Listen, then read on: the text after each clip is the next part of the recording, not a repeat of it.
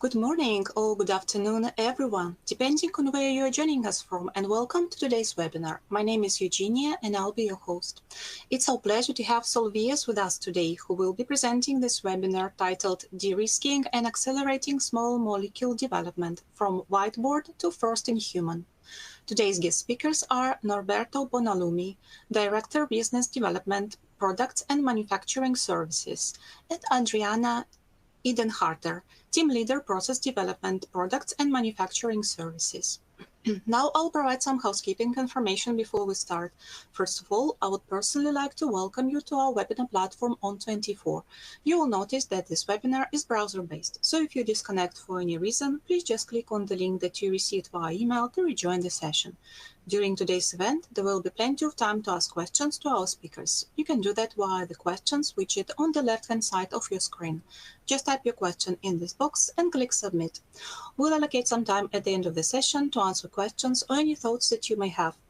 Don't forget to explore our resource library, where you can find downloadable materials. If you require any assistance, please use the yellow Help widget.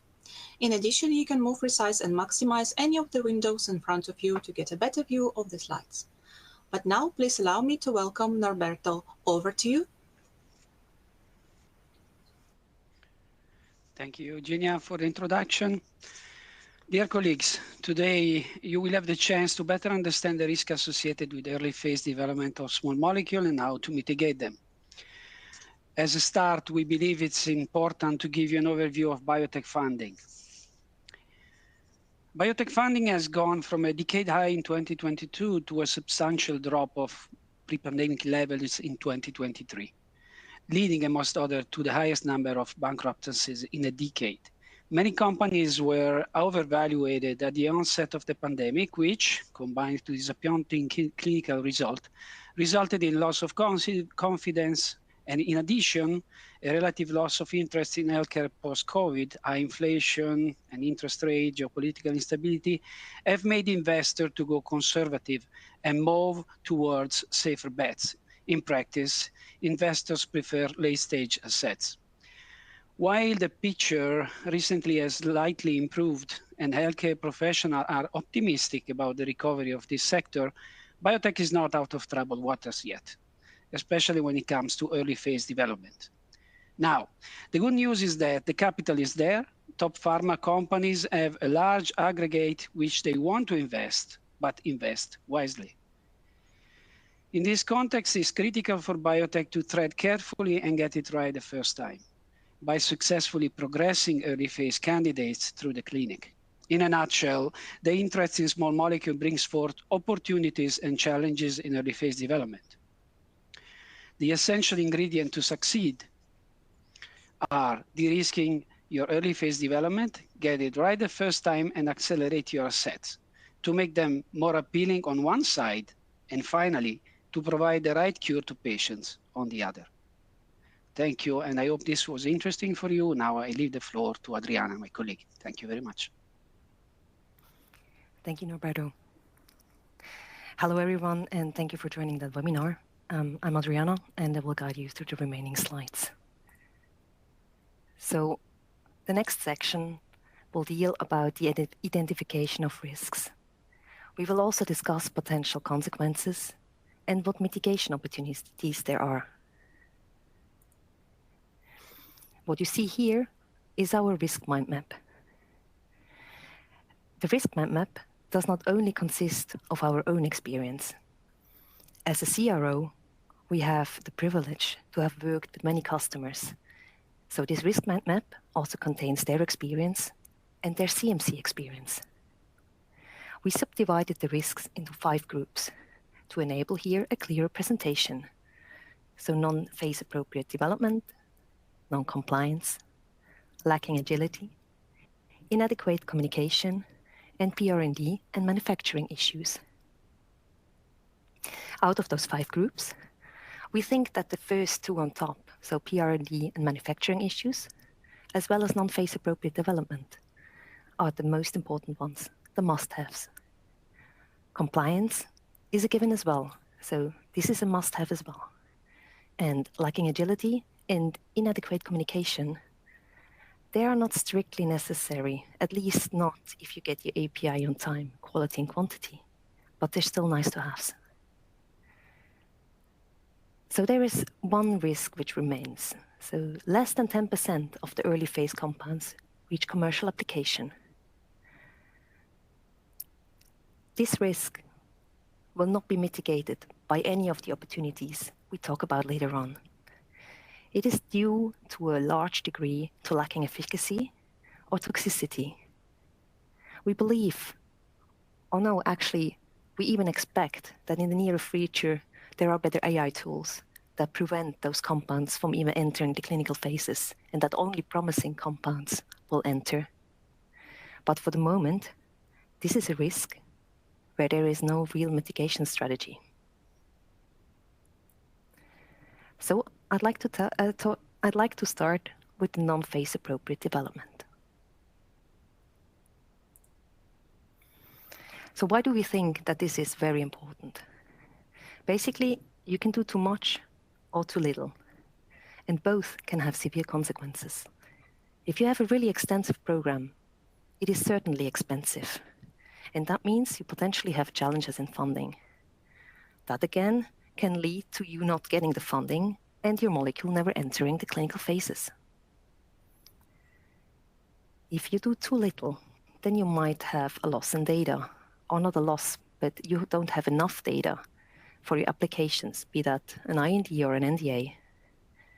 And that then in turn could mean that you need to synthesize more material and do further analytical tests. That obviously costs money again. So you have to enter a second round of funding. And there again, you might not get it, and your compound is stuck and cannot accelerate through the phases. So what potential mitigation actions are there? We definitely strongly recommend that you first identify showstoppers. Showstoppers are things that prevent your compound from making it. Be that, for example, that a starting material of your synthetic route is not available on scale, or you have a thermal hazard in there and you need an alternative route or at least alternative reagents. Or you might have impurities in there, like nitrosamines, and you need to get rid of them, otherwise you will never make it. Because there's one thing which is really important. I mean, as described by Norberto, we have those funding issues. And you probably have a really restricted budget, which also makes sense in terms of that only 10% of the compounds even make it. So with that restricted budget, if you really have to fail, then it is better done early. That just makes it cheaper. On the right, you see a quote from T.S. Eliot. Only those who will risk going too far can possibly know how far one can go. So, as a CRO, we have a lot of experience. And what you don't want is that your company is the one that is going too far. You actually want to transfer that risk. So transferring a risk is also a risk mitigation strategy. You want someone else to pay for the lesson. And ideally, you have an experienced CRO which already has made that lesson, and you can profit from that.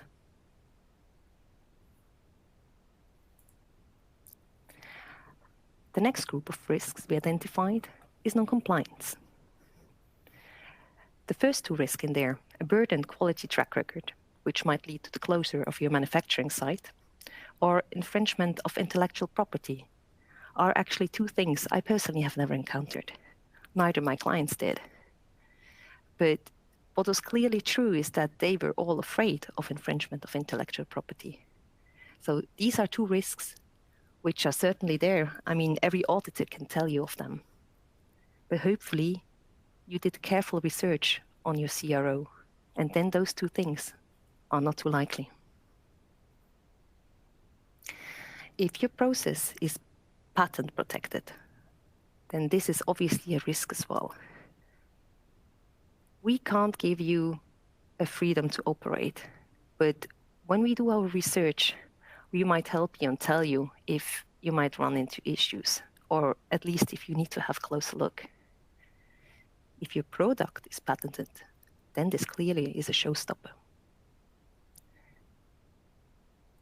The biggest troubles you probably have with impurities.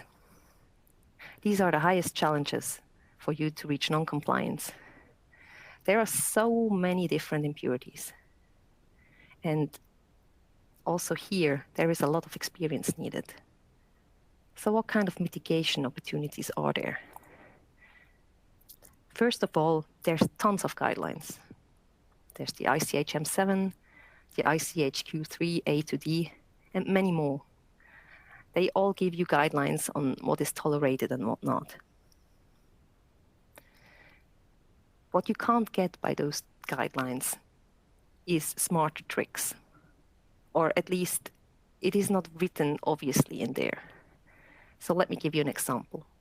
For residual solvents, the threshold is 0.5%, at least if you have a class 3 solvent. Residual solvents are usually measured by GC headspace. And then you have an individual list of every impurity there is. If you have only the class 3 solvents, you can also do that cheaper by just measuring a loss on drying, where you then obviously have to set the same threshold of 0.5%. Apart from that, we also recommend here to focus on showstopper. And a showstopper might be too much of one of the very toxic impurities. There are structural alert databases, so they can help you. For example, if you have a Michael acceptor present or an epoxide present, you can already expect that you potentially have some genotoxic impurities in there. And then it makes sense to test for them early on. Furthermore, we always recommend that the CRO is doing a lot of stress tests. Stress tests help you in so many ways.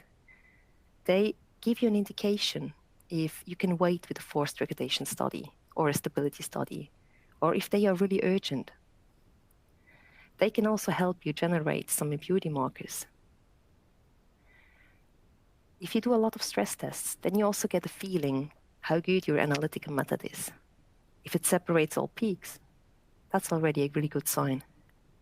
What we furthermore recommend then is that you also run your analytical method with the apolar gradient for quite a long time, just to make sure that you don't miss on something. During early phase, there's obviously also always the question, is a practical risk assessment really necessary? Doesn't just a theoretical risk assessment suffice, for example, for nitrosamines? If your process is not critical, then this is a good idea to save money. If the process is critical, then obviously, please do the practical risk assessment. It might be one of your showstoppers. In any case, there are so many different analytical challenges. We strongly recommend that you choose a CRO with strong analytical capabilities. You might certainly need it. And if your CRO doesn't have them, then at least that they cooperate with another CRO which has them. So what do you think? If you have an extractable and a leachable study, does it make a difference if you do it with or without the label? If you would have asked me that question before I started at Solvias, I would have probably told you something along the lines like, it makes sense, it's best practice to do it as realistically as possible, so better do it with the label. But probably in your case, where you have a solid container with a thick wall, it shouldn't matter. Well, in some cases, that might be wrong. We had one case where some chemicals out of the label reacted with remaining monomers of the plastic, and they started to leach through the whole wall of the container. Extractable and leachables belong to the genotoxic, belong to M7, to the ICH M7, meaning they have a threshold of 1.5 micrograms per day. And for the first year, the threshold was not reached yet, but already during the second year it was breached. An extractable and leachable study takes 3 years. So basically the customer then had to do a whole new study for, again, another 3 years. You have to take care of a lot of different things, and they all take, not all of them, but some of them take really long time, like this study for 3 years. Before going commercial, you have to have it done. So it just helps if you have an experienced CRO, which helps you avoid pitfalls, but also helps you kind of guide you through when what is recommended. And furthermore, an experienced CRO has also the ability to give you regulatory advice.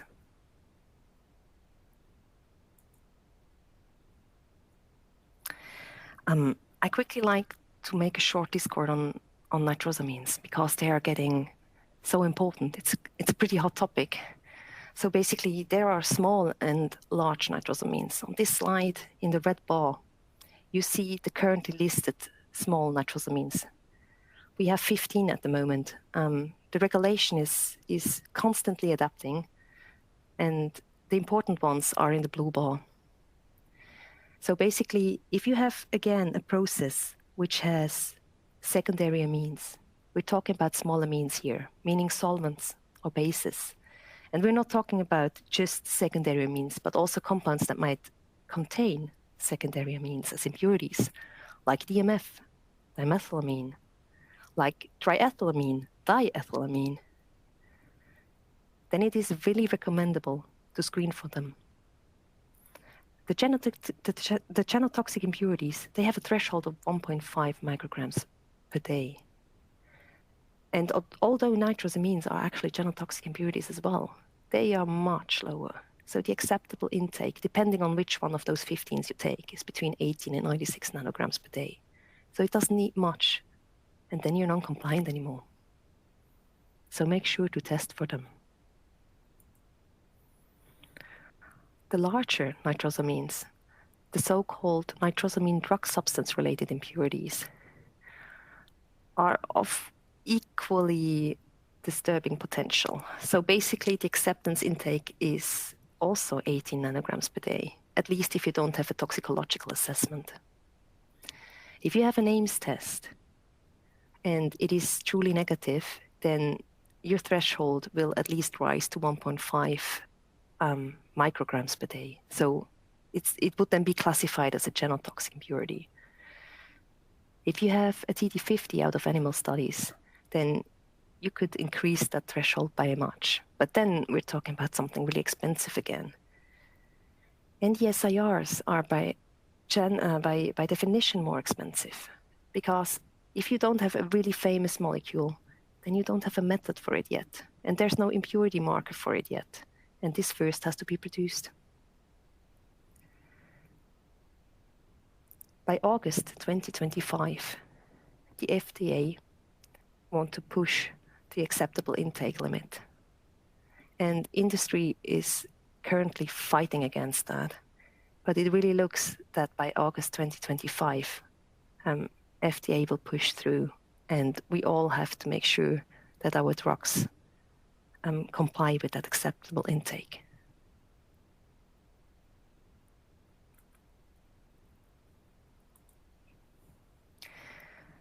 The next group of risks I'd like to talk about is lacking agility.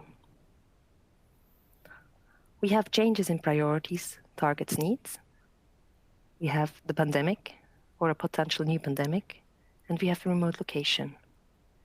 So out of those three, the first one of the changes is certainly the biggest one. Many drugs are nowadays on a fast track, and with that, you inevitably have a higher risk that there are changes in the last minute. Your structure is changing, the amount you need is changing. So what mitigation opportunities are there? It really makes your life easier if your CRO is willing to adapt. Imagine you have the situation that you need a double amount of material. Then your CRO most certainly will not say, "Oh, very nice, we produce the double amount for the same price." But at least it would be great if your CRO tells you, we try to make it in the same time slot, or we can shift the upcoming production later on. And we introduce a shift system that we can produce more amount in the same time, whatever it is, whatever you need. It is just helpful if you don't miss your time critical slot and then potentially your next study. Another strategy to mitigate risk are individual work packages. So by that, you simply order only what you need.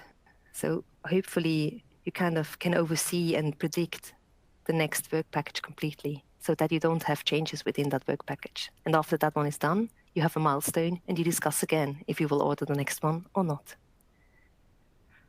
I mean, generally, regular and transparent communication always helps. Like in the previous example with the case that you need a double amount. If you tell that to your CRO a little bit earlier, then they might come up with, yeah, then let's order more starting material. I mean, you just pay comparably a little bit more, and if we need it, we can start right away, and we don't lose the time slot. And to the last two risks identified before, the pandemic and the remote location. So it obviously helps if during a pandemic you are in a country with comparably loose regulations. So during COVID-19, we were happy to be in Switzerland. So it was a lot of organizational effort for us, but we could manage to prove that we were doing something important, that we could save our people and could still stay fully operational. I mean, the same is true actually with Switzerland if it comes to the remote location risks. In a central, well-connected and well-developed location, the risk is just smaller that you can't adapt. So if we need chemicals fast, then they are here fast. If we need spare parts fast, same is true. Compared to the first risk of the changes, those two are certainly only minor ones.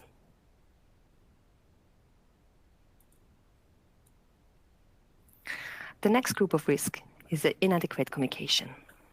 So we have misunderstandings, we have mistrust, we have the delay in shipment, and we have loss of knowledge between collaborators. So what kind of mitigation actions do we propose? I guess misunderstandings, they kind of belong to human communication. It's not really an issue if they happen, but you should be able to detect them.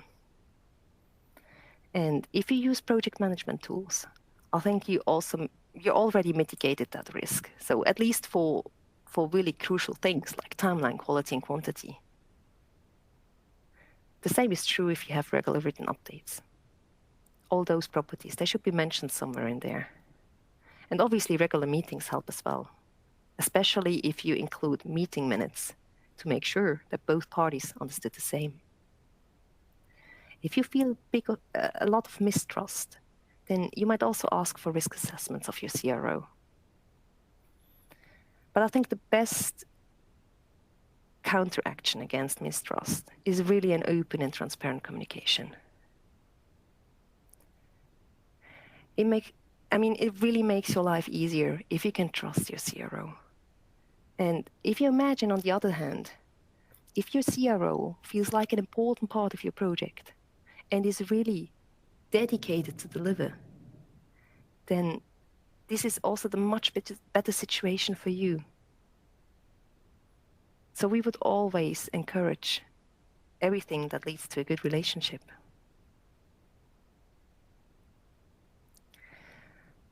For the risk that you have a loss of knowledge between collaborators, you would certainly recommend the one-stop shop company, meaning that you have an integrated approach, so several fields of expertise combined in one company. And this is something I can highly recommend. I profited already from many departments, be that, for example, catalysis or solid state. And I do not only think that you mitigate your risk like in in misunderstanding between collaborators or loss of knowledge. But through that open and regular communication in a company itself, where you're not afraid to ask perhaps dumb questions, it usually ends up also in a better solution, not just a faster one, but also a better one. And then the last mitigation action, ask for the dummy shipment, is actually for the delays in shipment. So most of our clients are small startups, small biopharma companies, biotech companies, virtual companies, usually companies with little people. And with little people, I'm sorry, I mean just not many employees. And if you don't have many employees, you certainly don't have a shipping department. So probably a scientist has to kind of deal with the shipment. And if you have not much of experience and you have not done that many times, then you actually do not know what kind of documents are needed. If you don't have a broker, for example, you need a letter of authorization for custom clearance, that your broker is even allowed to do so. So all those documents you need on the way, they take some time. So imagine you have a product which is not stable and it's stuck in custom clearance for a week and it decomposes in that time. Or imagine you have an animal or a human study coming up and your material is not arriving in time. These are just disasters. They lead to sleepless nights. So ask your CRO to do a dummy shipment. Then you at least know what documents are required. You kind of have some sense in terms of expectation management on how long it takes. Usually an API is not ordered on one day at 5 in the evening and the next morning it is delivered. It just doesn't work like that.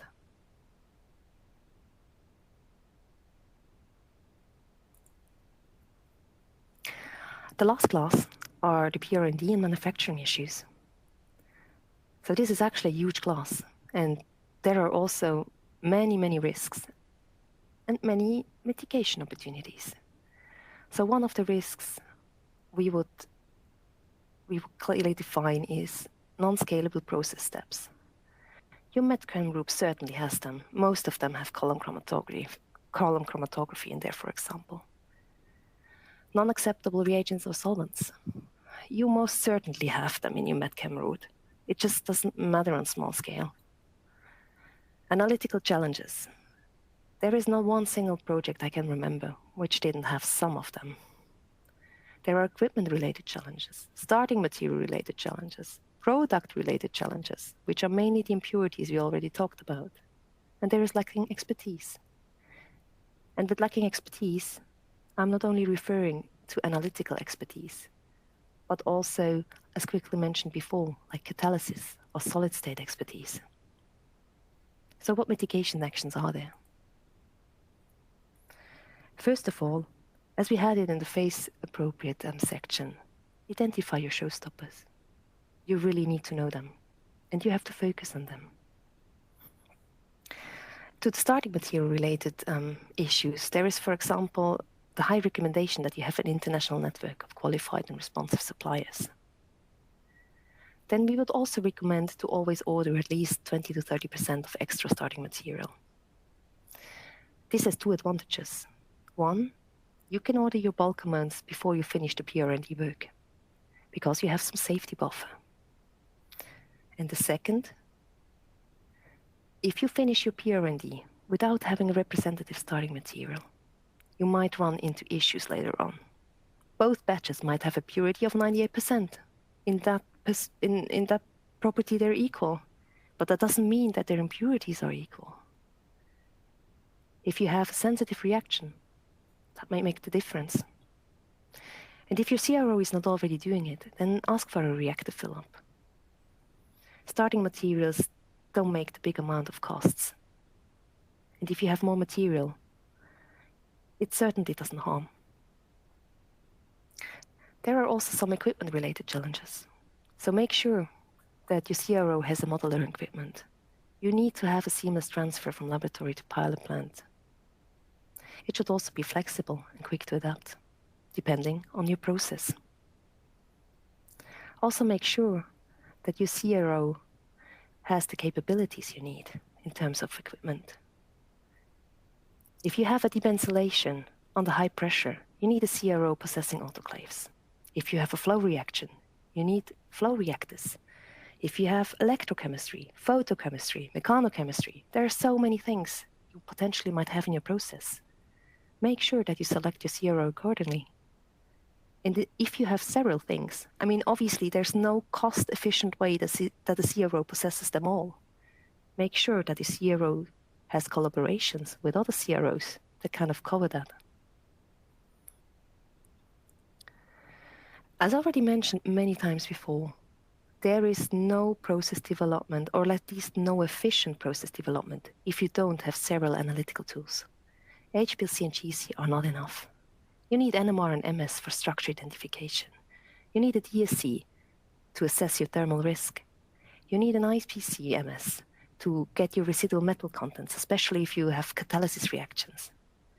You need a Carl Fischer for all water-sensitive reactions. So there's a lot that needs to be available, not just the expertise, but also in terms of pure devices. And with all those analytical challenges, you also need the people that kind of get those analytical challenges and are able to solve them. We, for example, have a high ratio of PhD chemists and well-trained, educated lab technicians. And I think this is totally necessary. I could not imagine how we could do our job without.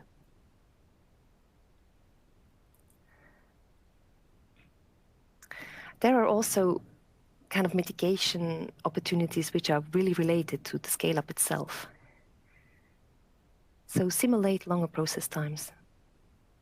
Many times, if you have issues in production, it's just because your material is stressed. Every operation in production, at least by rule of thumb, just takes longer. So simulate that. And you can also do that by stress test. Stress tests have so many applications, so make sure that your CRO performs ample stress tests. I think a good tip is always to keep decent amounts of retained samples, at least if you can. There are always questions coming up at some point in the process.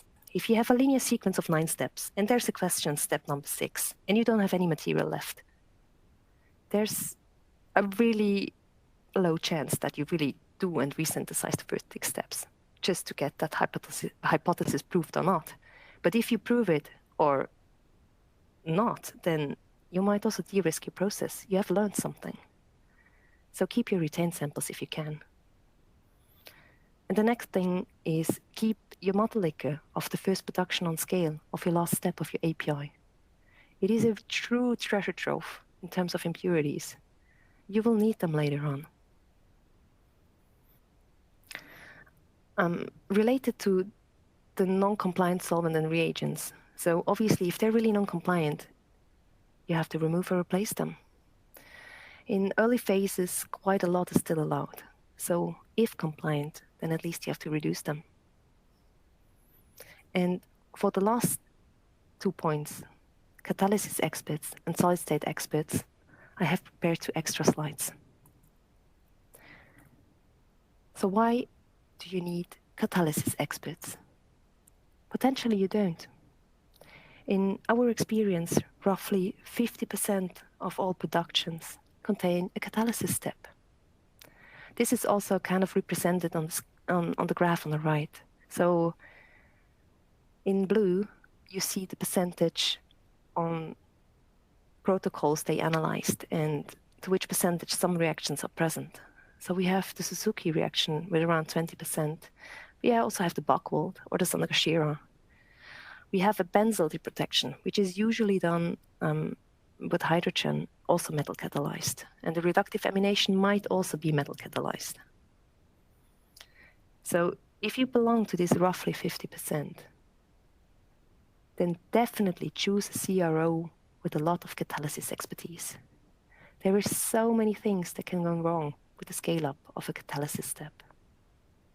And usually, there is some optimization needed. Every medchem route I've seen so far has a really high catalyst loading. You might find a cheaper metal. You might even find a cheaper ligand.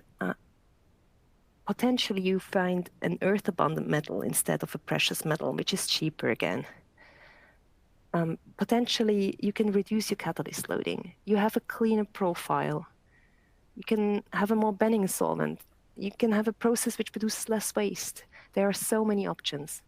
And to get that in a timely manner, an HTS is what we truly recommend, and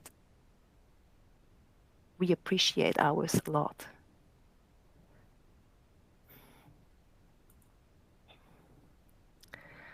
Solid state expertise, in my opinion, is an absolute must for everyone. So as depicted in the beginning, you might have column chromatography in there. So then you potentially need a crystallization development. In that case, it's obviously nice to have an HTS as well. You can do polymorphs, you can do salts, you can do co-crystal screenings.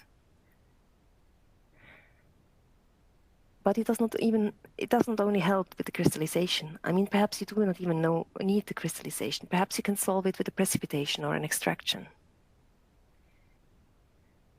Where solid state is also really, really important is if your form does not have the properties you need. So perhaps you have something which is really hygroscopic. Perhaps you don't have something which is stable enough or soluble enough. In that case, really do a screening and find your new form. It might help you then in terms of bioavailability, stability, and it might even give you patent protection. You really have to understand your polymorphism landscape of your chosen form. If you don't, then you must certainly have issues after all, unless you're really lucky. If you want to have a robust and reproducible process, you need to understand your polymorphism landscape.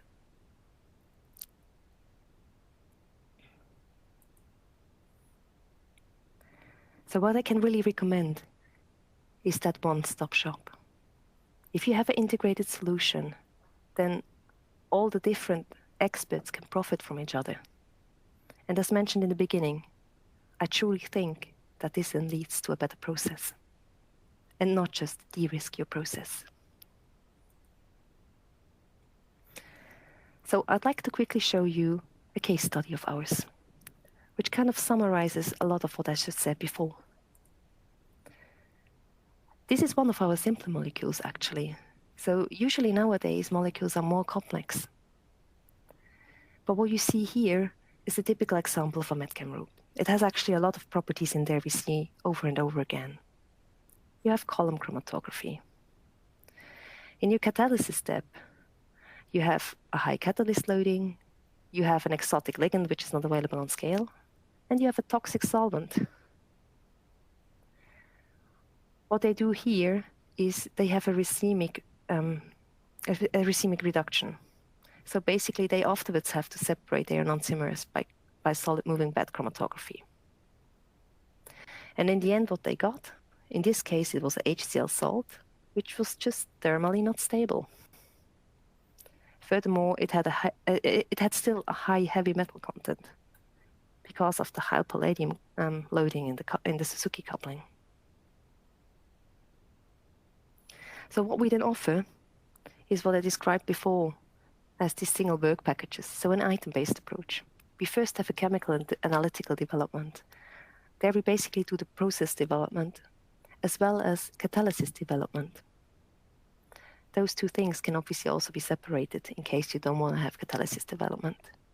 What runs in parallel too is analytical development to get all the methods required. Another package is then the solid state.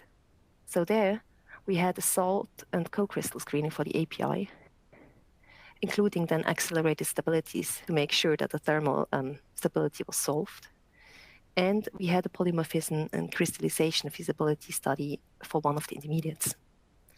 Those studies, they were also running in parallel to the chemical and analytical development. Next, we offered a demonstration batch, as a kind of proof of principle that everything worked out. The material of the demonstration batch was then also qualified as the reference standard certification, which was then needed for the GMP-batch. So that material is actually often very valuable. You might need it for some tox studies already, and you might need it for other analytical tests, be that force degradation. And last but not least, then we manufacture the compound on the GMP. So what did change? One of the intermediates that was formally isolated by column chromatography was just telescoped. And as mentioned before, for the other one, we had the crystallization development. We could clearly optimize the catalytic reaction a lot, and the conditions afterwards have been scalable. Instead of having an asymmetric hydrogenation, we just had a stereoselective hydrogenation. So it depends a little bit on your process. What we also do is a chiral salt resolution. So sometimes when the chance to develop something asymmetric is not very high, we can also recommend you to do something like a salt screening first to get your first kilograms of product, and in parallel develop an asymmetric transformation. As a last step, we then developed a new crystallization process to get another salt, which was much more stable.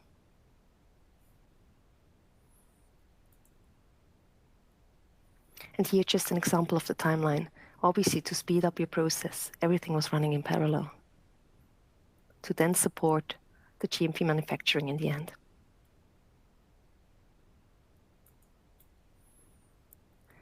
So what are the take-home messages? For de-risking your process, it is very important that you do a phase-appropriate development. Focus on your showstopper and make sure that you have scalability in mind. We recommend to have defined work packages and milestone achievements. What we think is of utmost importance is the analytical support in terms of devices, in terms of experts.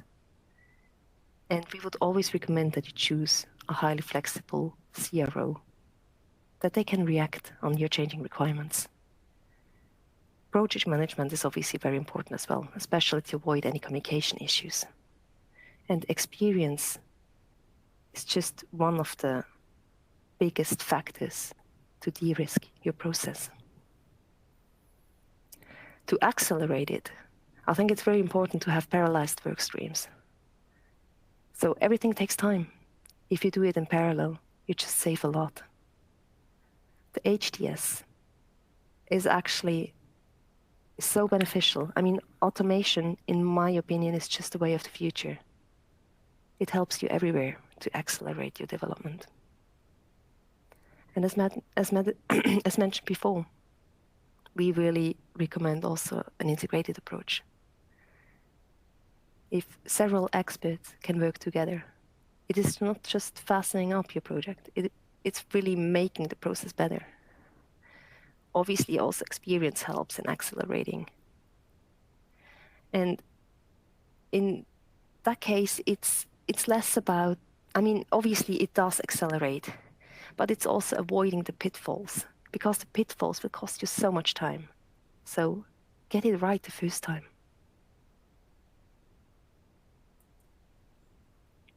With that, I thank you all, and we're open for the Q&A now.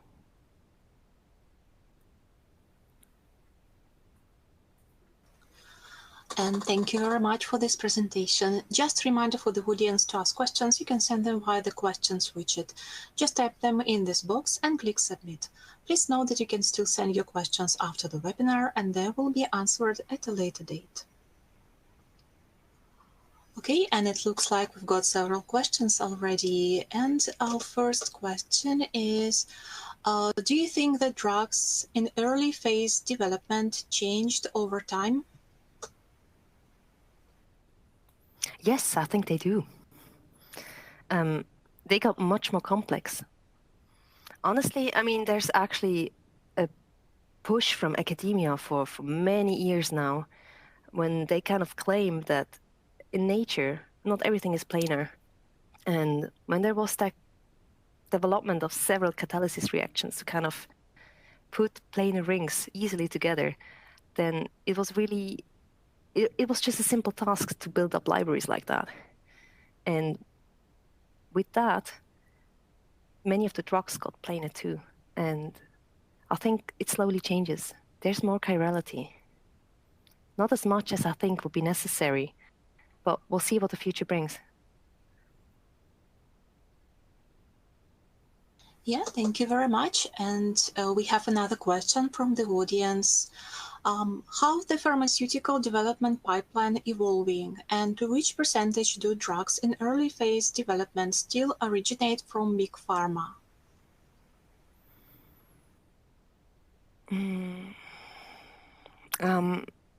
That's something that clearly changed as well.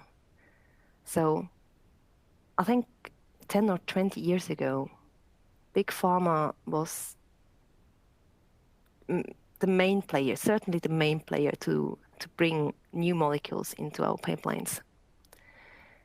As mentioned before, so our main clients in the meantime are basically startups, virtual companies, small biopharma, small biotechs.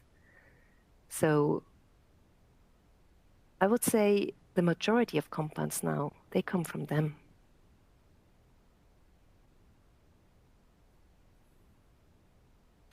Yeah, thank you very much for your response. And we have another question from the audience. What is the average time from starting a project to the first batch of API for clinical phases? Yeah, that definitely depends on your molecule and on your process. It obviously makes a huge difference if you have 3 steps or if we're talking about 15 steps. I would say on average, we have something between 3 and 5 steps on the GMP. And then I would say the average time is probably around 3 to 6 months. But it really also depends on your complexity. There it's really hard to give a generic answer to that. Yeah, thank you very much for your response. And here is our next question. Are you also developing large molecules? No, we don't. At least not so far. But there's actually a huge analytical portfolio we offer for the analysis of large molecules. So I think we have about everything there is. So if you're interested in the analysis of large molecules, then please feel free to contact us.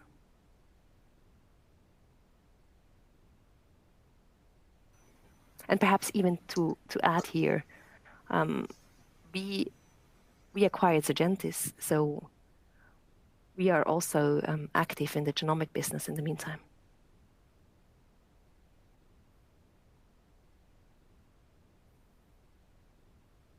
Yeah, thank you very much for this great presentation. And just a reminder that you can still send any questions while watching on demand. All questions will be answered at a later date.